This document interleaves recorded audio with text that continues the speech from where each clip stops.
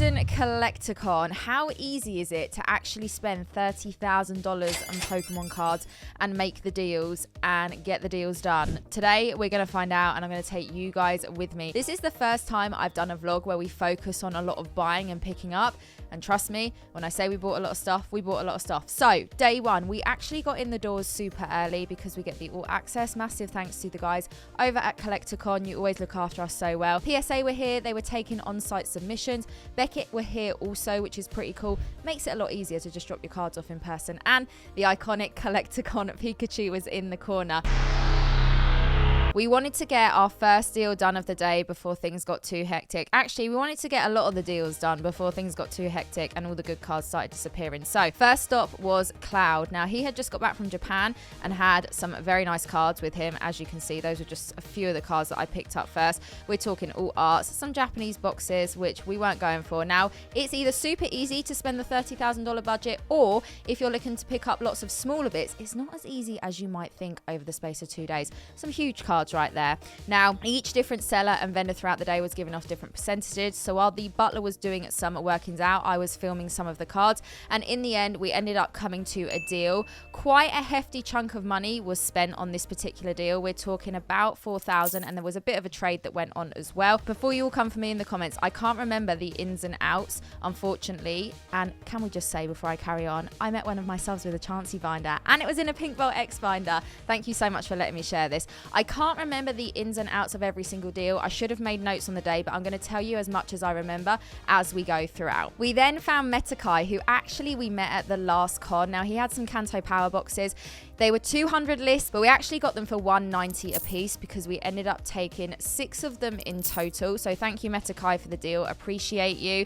He had some really nice stuff as well. Evolutions, booster boxes. I even spotted an Evolving Skies box in the back there, which was pretty cool. So Kanto power boxes were picked up and added to the bag. We actually had to drop those back because they were so big. I just couldn't carry them around the convention. Right, time to move on and find out where our next deal of the day was going to be. And before we did, I spotted my friend Shiv, who's always wearing the craziest shirts. Next up, it was Master Set Games. Now, shout out to Master Set, always with the craziest cards, and honestly, one of our favorite people to do deals with, always works with you. And I'm going to say this a few times throughout the video, but when you are buying at these conventions, always ask the people if they're going to be willing to move or work on pickups, whether you're picking up packs or cards or boxes, just so you know what to expect. Now, Korokoro Mews, Pikachu promos, you name it, this cabinet had it, including gold stars as well. Now, this deal actually consisted of a bit more of a trade, as the butler had some items to trade, including some Pop Series 5 packs, which we'll see shortly. This was one of my favorite pickups, the All Art Solgaleo and Lunala.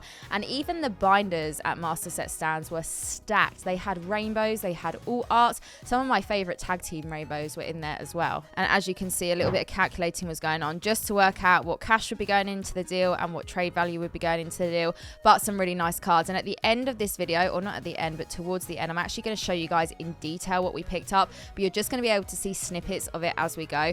But here we go. Butler showing us all the Pikachu promos we got from Master Set. I absolutely love these. So those were then added in on top because that was like a little last minute pickup. Some cash and some trade, and the deal was done. It was then time to head over to the iconic Bulbasaur stand. I love these guys and the shirts. I still need to buy one. I can't believe we didn't pick one up. So Butler picking up a few singles here. Couple of All Arts. Nothing too crazy, but some really nice cards. These guys, I'm sure you will know from YouTube with their incredible POV videos as vendors at all the shows. They had binders, they had slabs, and they also had these black label ponchos. Oh my goodness, seeing these in person. Insane. A few more deals were done as we move around the convention. Quite a few more singles pickups. That tended to be a lot of what we picked up over the weekend. And Volt X, can I just say, guys, the deck boxes that you have released, 10 out of 10 for carrying all the cards around the convention. The butler was definitely putting it to use.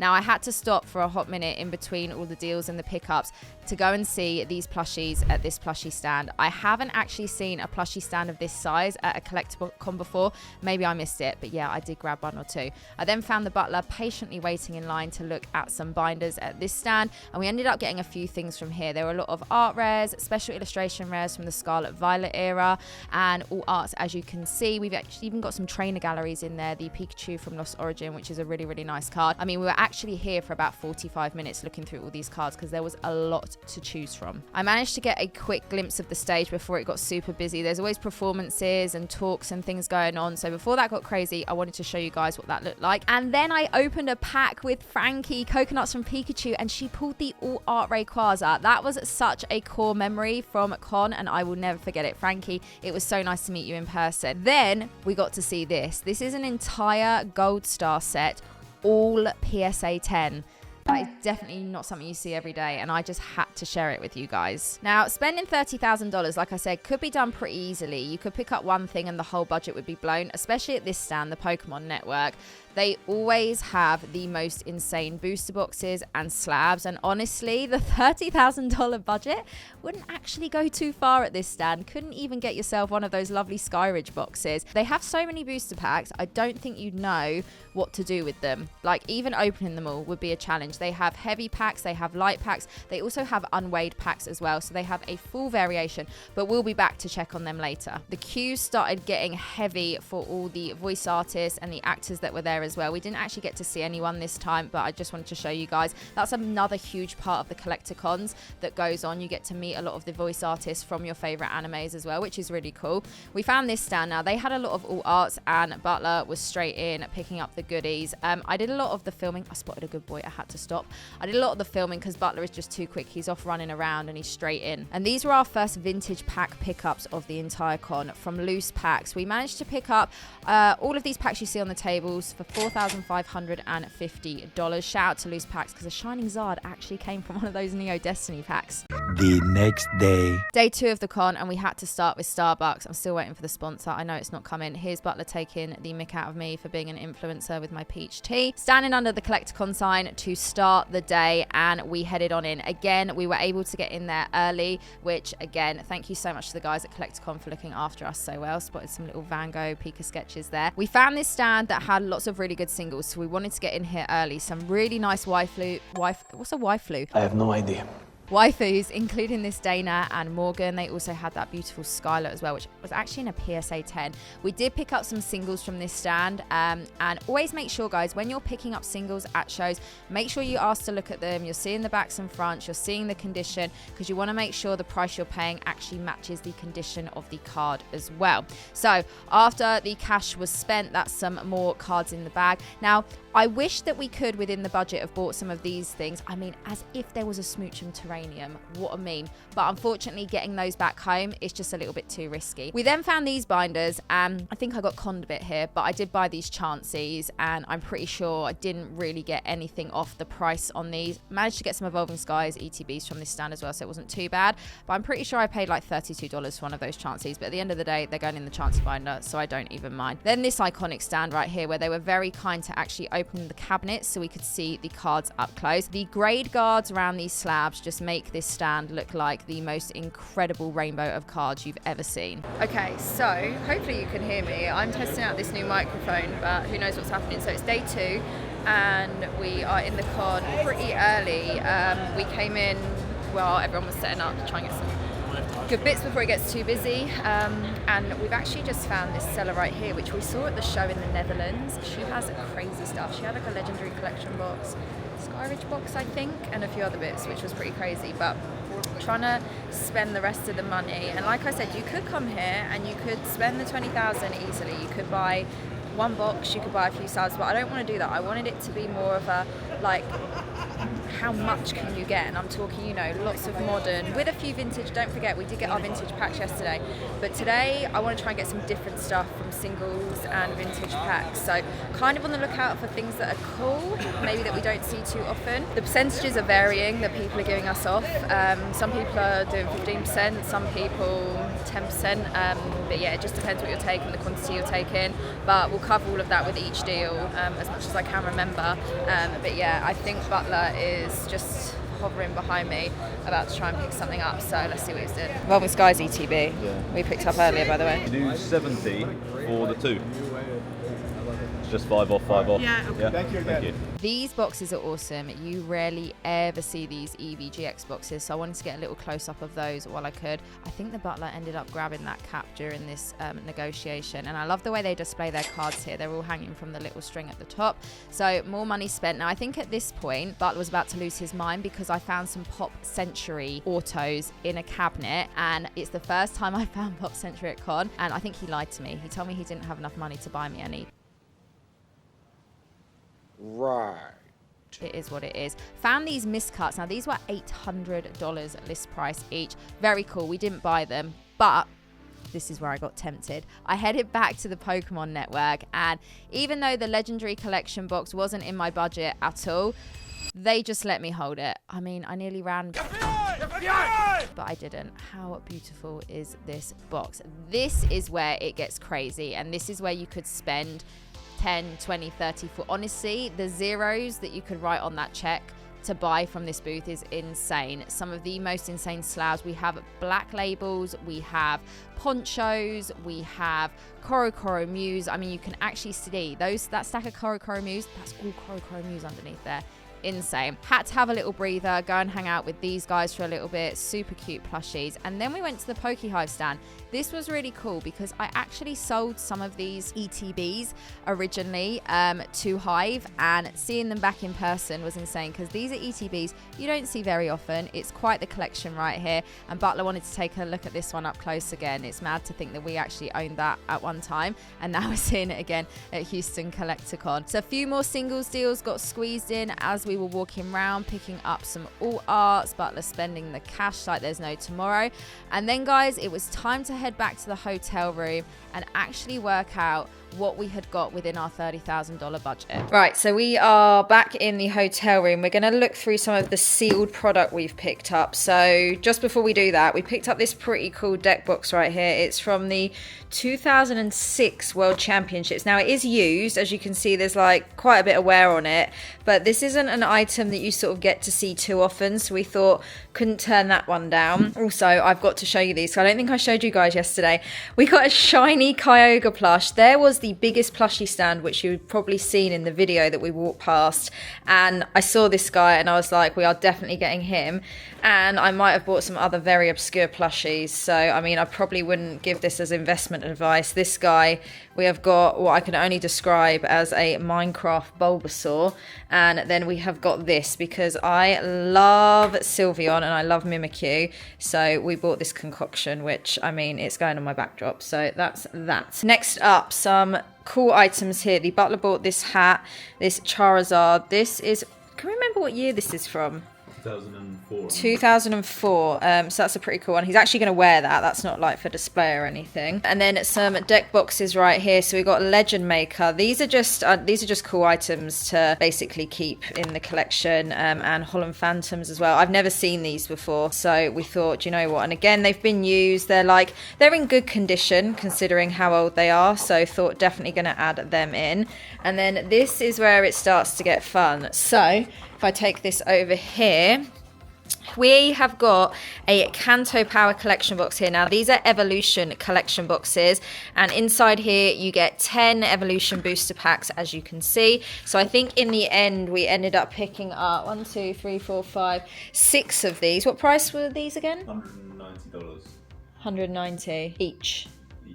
So one, yeah. They were 200 list price. So list price on them was 200, but because we took all 6 of them, as you can see right here, we got them for 190 each, and these are just the different ones. You can see the Dragonite one there, but yeah, these were super cool. Also managed to pick up an Evolutions booster box as well. Evolutions is just always popular, and it's always a fun set to open. Also managed to pick up, which you probably saw over here, some Evolving Skies ETBs. These are just, I mean, I don't want to say they're too hard to come by, but I just feel like you don't see them very often in the UK, especially in shops or on the shelves anywhere.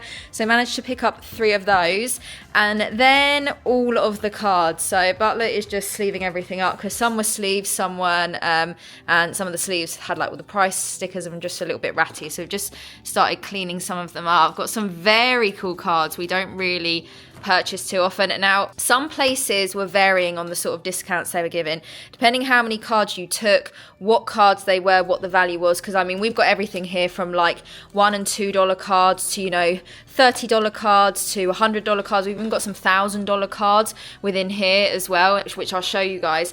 So some places were varying on the discounts they were giving. It was anything from like 5% all the way up. I think the best was like, was it 21%?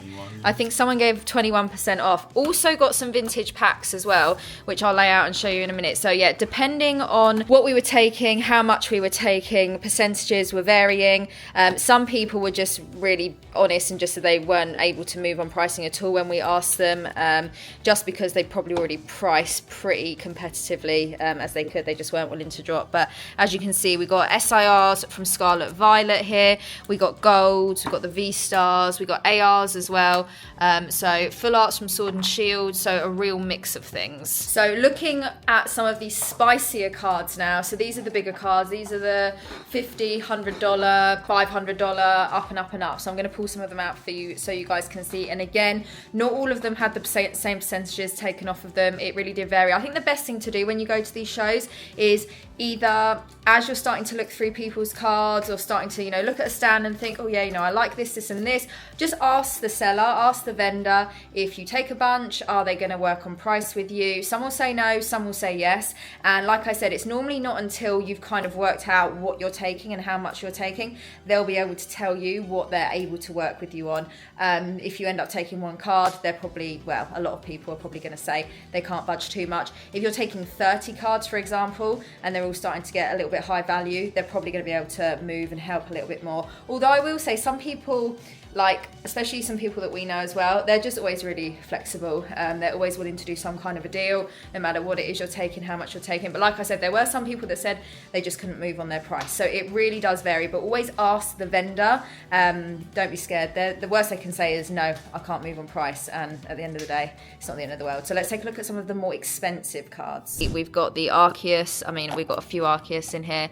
But if we just do like a little flick through, and nice card right here, we have got the Japanese 151 Charizard. And what I'm going to do is I'm probably going to pull a few of the goodies out to take a look at. What is that noise? There is something going on out here. I don't know what it is, but the cars in Texas are louder. By the way, guys, this is the convention center. It goes all the way down there. It is massive. Like, for example, base set Charizard right here. This one isn't in crazy condition. I think this is LP, so light play, but just thought cool to pick up a base set Charizard. Shiny Charizard from Shining Fates. We got the popular alt arts like the Dragonite from Evolving Skies. Lots of Evolving Skies alt arts. This was one of my favorite pickups right here from the Eevee campaign. This is sealed.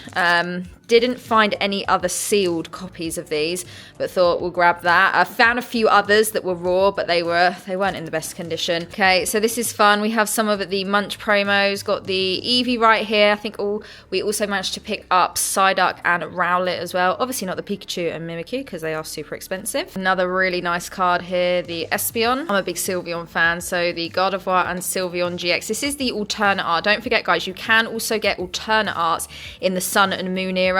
Pretty pricey now, but yeah, I absolutely love these, and I love Sylveon, so maybe I'm biased against that one. Now, this is a favorite, the Korokoromu. Managed to actually pick up two of these.